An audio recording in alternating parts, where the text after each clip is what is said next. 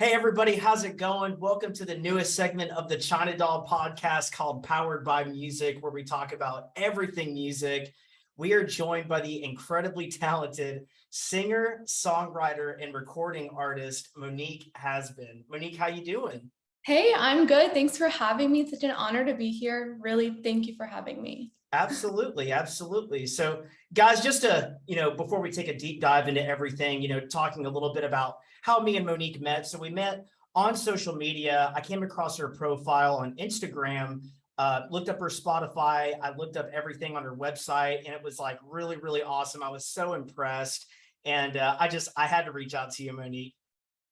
Yeah, I'm so glad that you did. I mean, I checked out the China Doll podcast and I was like, wow, this is something that I'm super excited to be a part of. So yeah, congrats on your guys' end as well. Thank you. On everything. Yeah. Yeah, appreciate that. Appreciate that. Yeah. So Monique, just to kind of start things off, how's everything going for you today? Everything going all right? Everything's good. As I was mentioning, I'm not much of a morning person, so my day kind of just started. I'm a night owl. I write and record all my music at night. So nice. Yeah, I'm doing well. Awesome. Yeah. Awesome. You enjoying this fall weather? You liking how everything is going so far on with it?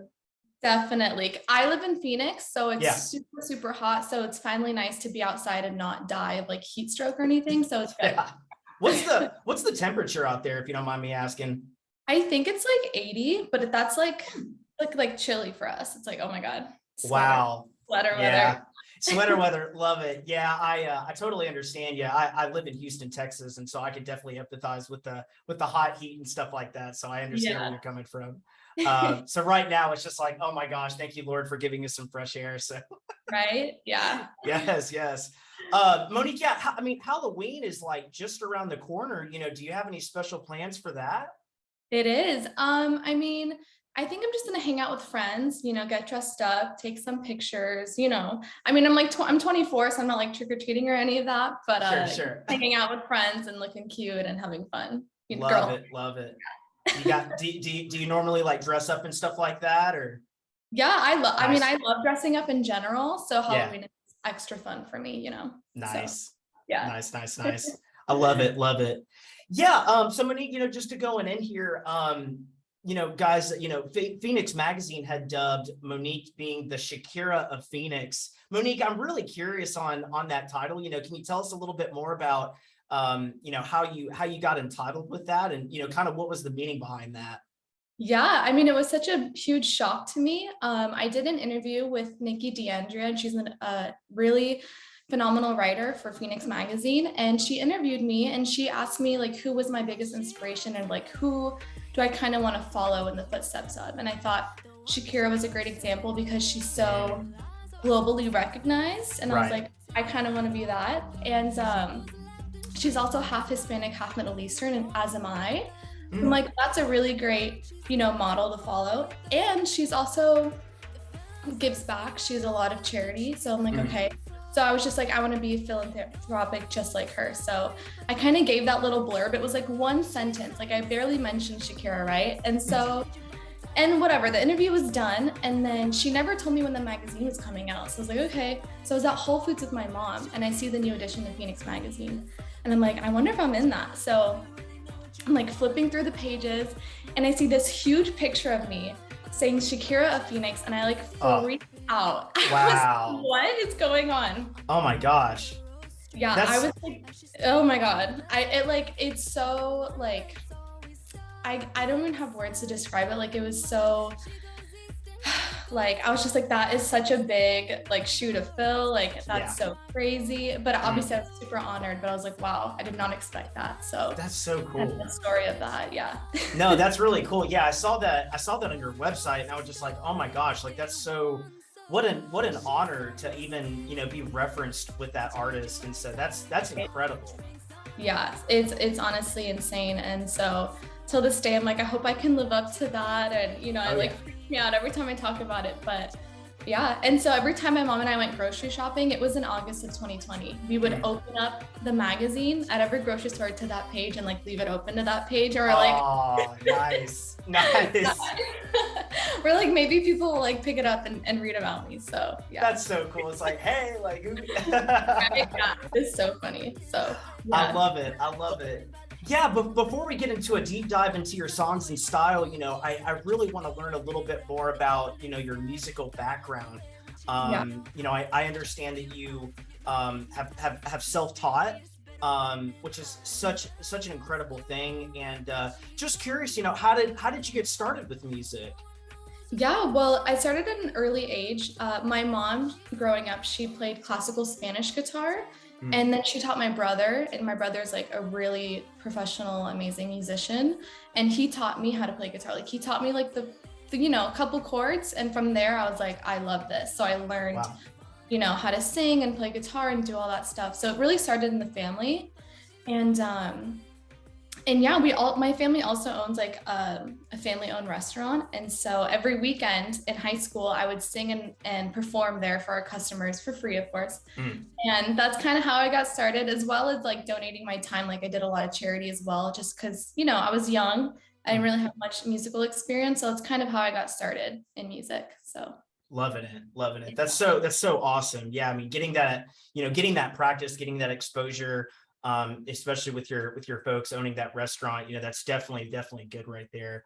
I really want to take an interest on, your music specifically with, your range of styles and different genre selection. I'm really curious, you touched on Shakira a little bit earlier. Do you have any other like musical inspirations that you kind of sought after? I have like a million. So I Ah, mean, yeah. So I grew up, so Spanish was my first language, mm, and I grew up speaking Spanish and listening to Spanish music when I was really, really young. And so like people like Selena and was like a really big inspiration for me. And then kind of when I grew up and went to school, I kind of dropped the Spanish, mm. which is so annoying. And I started listening to more like English music. Like I was so into like Disney, like Hannah Montana and like the Jonas Brothers and things like that. So growing up, it's Ah, like, so it kind of like influenced the way, I make my music. I love it. I love it. No, it's cool that you touched on that. I love that kind of style. So, with that being said, we kind of touched a little bit on you being self-taught, how many instruments do you play, and what was kind of like your starting instrument that you started out with first? Yeah, so I only play guitar, but Okay. I'm kind of dabbling in piano and I love percussion as well, but guitar is like Ah, the main instrument. Yeah, and then obviously vocals. nice. And I'm also kind of getting into like recording myself and producing as well because I'm super interested in that. It's, Mm, it's kind of a big learning curve, but I enjoy it. So yeah. mm. With producing yourself, I'm just curious, what kind of software are you using?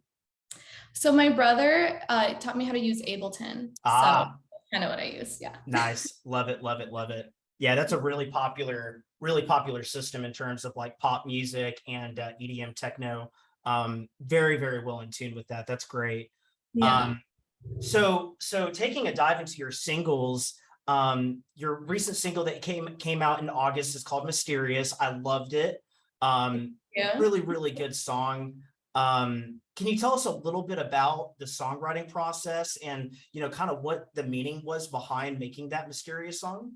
Yeah, of course. So I went to a talent convention last summer in Florida, and I met a producer there from LA, and he really loved my sound. He loved like that I'm half Hispanic, half Middle Eastern, and he was like, I really want to, work with you, produce with you. It's like, all right, let's do it. Mm, So I was kind of just telling him like my vibe, my energy. Like I really like Middle Eastern instruments and just like energy throughout my songs. mm. And so he's like, perfect. So he sent me a track and I was like, this sounds mysterious, And he's like, that's the name of the song. So from there, we Ah, went to writing it. Yeah. So I was like, this gives me mysterious vibes. And so I was like, okay, easy, mysterious. And so we just like talked about, this girl who's like super cute and like every guy likes her, but they don't really know about her. So it was just kind of like a fun mm, play on words. And yeah, I just like love the violins in there and the horns just because it gives you very me too. Middle Eastern flavor. It does. It Yeah. does. I loved it. I was definitely getting my groove on with it a little bit earlier today. So I was very much vibing with it. Yes, yes. Thanks. Yeah. You touched on working with a producer in LA. We've talked a little bit about the variety of producers that you have worked with. Does Yeah. having a variety of producers kind of make the songwriting process a little bit more interesting and better, would you say? I think so, just because I do like Latin pop music, but I love doing some English songs or songs in Spanglish, as I say, Mm, like right, right. so kind of my guys in LA will help me more of like my English music, more of like American pop, and then Mm, my producers in Florida and Mexico City really give me like those Latin vibes, that Latin energy. So it yeah, kind of like they all encapsulate who I am. So I love nice. it. Yeah. Yeah, that's cool. And I can, definitely respect the fact and like, other producers will have kind of like their own take on your particular type of music and your genre set. So it's definitely really good to have that variety because sometimes like going with one producer, it can be great, but Mhm. you're kind of like closing yourself in a box, so to speak, because like they only know what they know. And having that variety really keeps things interesting and people, just like not knowing what to expect. You know what I'm saying? So that's really cool that you do that. Exactly. Yeah. Thank you. Yeah, yeah, you're very welcome. Talking about the songwriting process here, I do want to touch on another single that you did that you released in January of last year Yeah. called Al Naval. Can you tell us a little bit about that single and why that song was so important to you? Yeah. So I love that song, Al Mm, Nivel, because it's mostly all in Spanish and there's one verse in English. mm, And I love it so much because it also has a lot of like a very Middle Eastern sound and instrumentation, but with like all the sass and all the flavor of like a Latin track, mm. which I love. Yeah. And so I just like it encapsulates like who I am, like showing my Hispanic side and showing my Middle Eastern side, and even having like a verse in English. I feel like that song just encapsulates like who I am as a person and as an artist. Mm, And I love the music video because mm. I'm belly dancing. I learned how to belly dance in like 10 classes just for that video. It's awesome. And yeah, I love belly dancing. So now I do it. And yeah, we were in the sand dunes in California, like Southern Wow. California. Yeah. And yeah, I was like shaking my hips up there and just singing and vibing. And yeah, it was so Yes. I love it. Yeah, I'm glad that you touched on the music videos. So, if you don't mind me asking, who is your videographer? Who have you been working with? Because your videos are very, very great. I love the quality. I, love all the different angles and all the captures. Who are you working with on those? Thank you. Yeah, so I have my main guy, Chris Sheffield. He's amazing. Shout out to him. Yeah. He actually makes movies in LA and he drives from LA to Phoenix just for me. He's such a saint. Love him. Mm, And yeah, he's so amazing. He really gets like such a cinematic feel. yeah. And that's what I love. Like it makes it feel like a real video, like a real story. And I'm super lucky to be working with him. And like I didn't know that I would be so passionate about like making videos because it's Mm, it's so fun. Like you have to think about like a storyline, outfits, lighting, hair, makeup, and it's a lot of work. It's stressful, but it's also so enjoyable. And I have my mom helping me a lot as well. Like she'll sew some of my outfits for me. She'll do my makeup. She'll do my hair, wow. and yeah, she's just behind the scenes being like, smile, stand up straight, like more attitude. Like she's such a stage mom. So I love it. I yeah. love that you touched on your mom there. So she's actually your active manager at this point, correct? Yes, yeah, I Okay. call her my momager. She's Love it. best. Yeah. Love it. Love it. Love it. Love it. That's so cool. And how long has she been kind of managing you, throughout your entire career? Yeah, even when I first started, she was like, you need to sing at the restaurant every weekend. So Mm, from there, and then she'll get me like, she's like, oh, there's a shelter for, veterans, like you're gonna go wow. sing. I'm like, okay, great, thanks. That's cool that she pushes you. She keeps that drive, that initiative going. I love that. That's awesome.